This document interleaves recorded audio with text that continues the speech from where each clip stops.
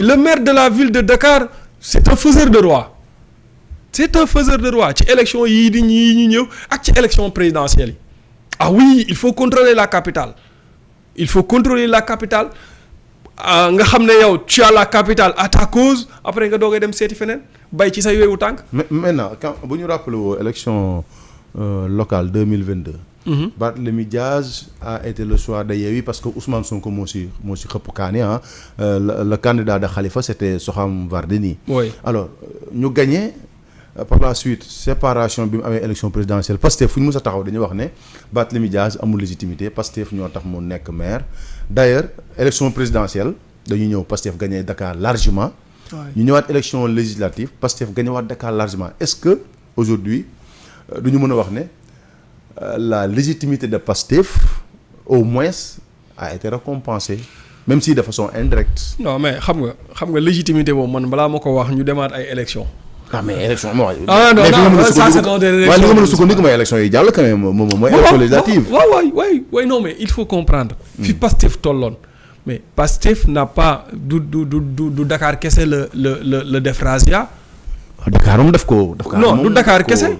du Dakar kese. élection yi plus de presque 100 000 presque voix l'opposition ah. oui mais du Dakar kese c'est le phénomène Ousmane Sonko qui a gagné le Sénégal da ngay dem mais dans le Fouta y a des zones yu nga xamante ne mosoo xalaat opposition gagné ko. et Pastef l'a remporté te Pastef amuñu fa woon doole de boo xoolee campagne yi da ngay xam ne Pastef amuñu doole fii nii ak fii mais pourtant ils ont gagné commune bi ma dëkk Guinaw Rail 2002 ba tey c'est le PDS qui gagne. toutes les élections nag benn élection la mos a perdre muy élection référendum 2017 yi. lañ mos a perdre toutes les élections Abdoulaye Diop moo koy gagné du PDS mais élection yi ñu génn nii. Pastef dafa def razzia te pourtant Pastef amul à Guinaw Rail un leader politique boo xamante ni war na mën a gagné Abdoulaye Diop mais gars yi Ousmane Sonko lañ votel Ahmed Aïdara mii sans Ousmane Sonko à Guédiawaye tu penses qu'il va gagner la mairie non. ils n'ont pas voté moo tax booy yi wax dama naan leen Guédiawaye ils n'ont pas voté pour Ahmed Aïdara. waaw loolu laa est-ce que aujourd'hui du Pastef parce que ci Abbas Fall gagne. oui c'est comme si c'est Ousmane Sonko qui gagne est-ce que Pastef jëlaatul lim moom. bah oui bien sûr mais daf ko foqati. ah oui daf ko foqati. ah non mais. et c'est de bonne guerre. non mais c'est de bonne guerre Khalifa ak Macky Sall c'était comme ça. Abbas a été premier adjoint après voilà. ah oui baat après bi ñu amee jafe-jafe la ko baat lañ la baat ñu fexe mu dañ. mais donc aujourd'hui c'est-à-dire Fallou xam nga lan mooy. baat problème dafa dóor ñii ñëw wéq. non waaw mais xam nga lan mooy problème bi. élection yi dafa warul woon am tey. waaw parce que bon même si la Cour suprême c'est-à-dire c'est vrai que amul benn texte bu ko wax. amul benn texte bu ko wax mais élection yi ñoo warul woon am tey. élection yi ñoo waroon bàyyi ba après le 18. c'est ça l'élégance c'est ça être gentleman. dañu waroon bàyyi ba le 18 ñu organiser ay élections konoon coow li yëpp du am. mais pourtant bon peut-être on fait une transition sax pourtant la Cour suprême bi nga xam ne moo doon prononcé sur l'affaire requête bi Barthélémy Dias def pour la suspension dal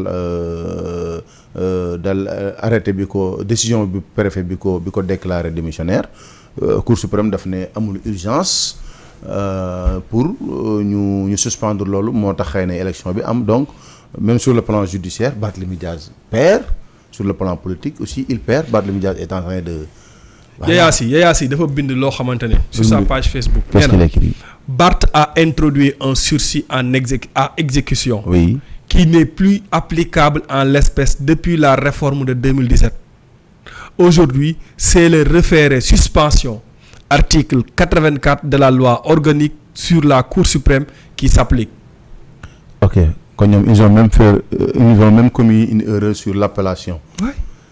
parce que baat li mu dugal ñu ngi ko tuddee requête aux fins de sursis à exécution. oui. loolu la dugal. bon je sais pas au niveau de la régie si c'est bon nañ ñu tegal ñu déglu avocat bu état bu Sénégal si c'est bon est-ce que c'est bon au niveau de la régie. voilà comme ça mu dugal ko il faut ñu déglu ko mais foofu itam bon xibaar bi mooy quand même Barthélémy Dias dañ ko débuté alors aujourd'hui Momo Barthélémy Dias qui avait quand même un bon départ étant maire de Dakar qui a dirigé une liste Sàmm Sa Kàddu qui commence à être quand même benn leader incontesté xëy na de l'opposition aujourd'hui qui perd la ville de Dakar avec les moyens yi mu àndal. Alors est-ce que aujourd'hui mënuñu wax sur le plan politique que Pastef bëgguma dire arrêter l'ascension de Barthélémy Dias, mais quand même porte na ko un coup dur quand même politiquement aujourd'hui, que Barthélémy Dias xëy na moom lañ doon yaakaar dans l'opposition que dina sonal Pastef à cause de la ville de Dakar, mais aujourd'hui dafa mel ne Pastef yeew na ko quand même.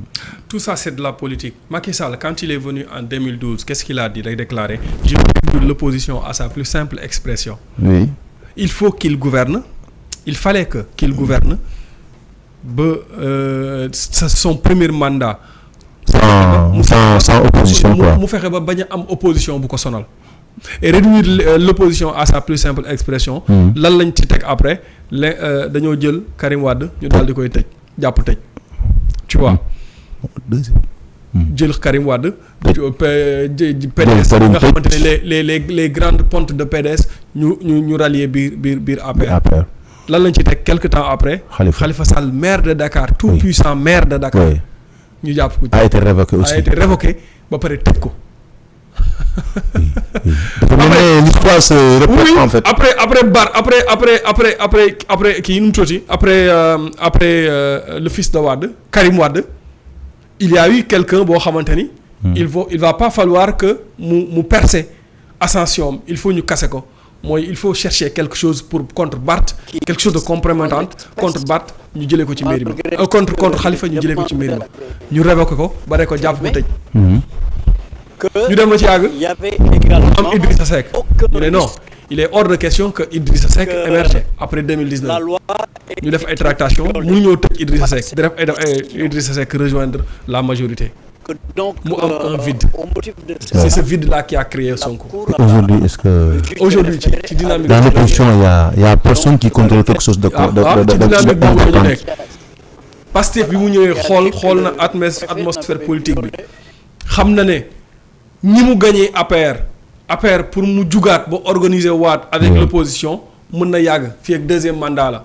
Qu'est-ce qu'il faut faire am na koo xamante ni seen biir la nekk ñoom ñu xam ko lool ba pare mu nekk koo xamante ni en politique voilà mooy loolu mu nekk doomu ndeyu Ousmane Sonko boo yëpp bëgg ko ñu dem ba benn instant doomu ndey bi yàqu ñu ne kii mu ngi commencé am doole commencé jug avec la mairie de Dakar commencé def ay affaire ñu ne kii il est hors de question mu émerger.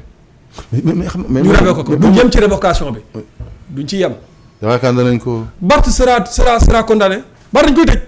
wala wax fii jàppal. tëj mooy lan xanaa kuy tëj am loo def tëj kaso si comment ça. Barth ci kaso bi la jëm. parce que ñu ngi dégg ñu ne am. non y a des audits yu gars yi di def. waaw mais Barth bu deful dara nuñ koy tëjee. y a des audits yu gars yi di def et audit bi gën a garaaw ci bi ñuy def boo xamante ne man ragal naa ne fa lañ koy jaar pour tëj ko. mooy les toilettes les toilettes publiques. pour surfacturation yi. oui les gens parlent de surfacturation Barth sa dernière sortie sur TFM il a essayé d'expliquer toilettes publiques yi li nga xamante ne xaalis bi nan la ko def ak nu mu ko mais ces explications là est-ce que explication yooyu noonu ñi nga xamante ne ñoom ñooy def audit yi am nañ ko après ces audits sur les toilettes publiques Barth sera convoqué par le pôle judiciaire et financier et bu ñu ko convoqué ba def ko mandat de dépôt c'est fini pour lui pour les élections yi ñëw. mais moom xam nga Macky Sall bi ñuy topp Khalifa Sall da ngay nangu ne Khalifa dafa gagné élection face à un pouvoir Abdoulaye Wade 2014 ñëw jàmmaarloog Macky Sall